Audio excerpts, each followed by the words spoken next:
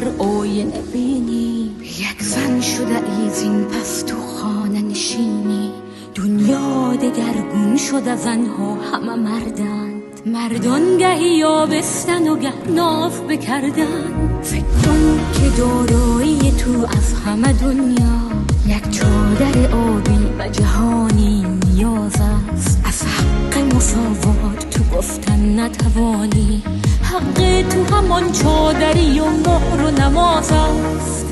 از این پس تو باید که بشینی و تبعیض ببینی و کلامی نگویی. مرد خوب همان است که بی عقل و زبان است و مصلوب بهشتی است که جای عشق و حال حوری با زنان است.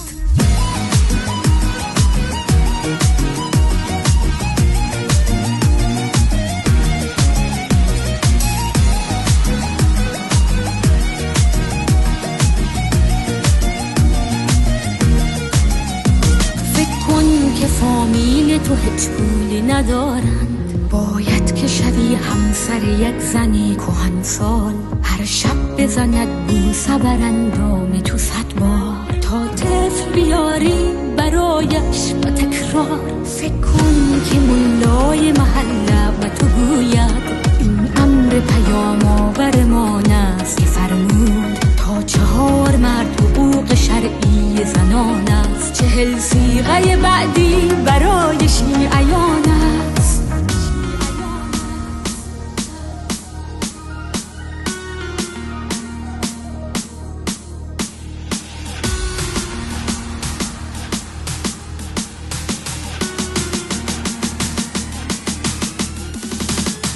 از این پس تو باید که بشینی و تبعیض ببینی و کلامی نگویی.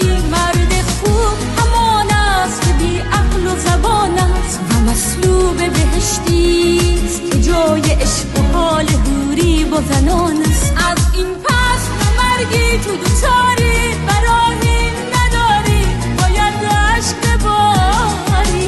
مرد خوب همان است که بی عقل و زبان است و مصلوب بهشتی است که جای عشق و حال حوری با زنان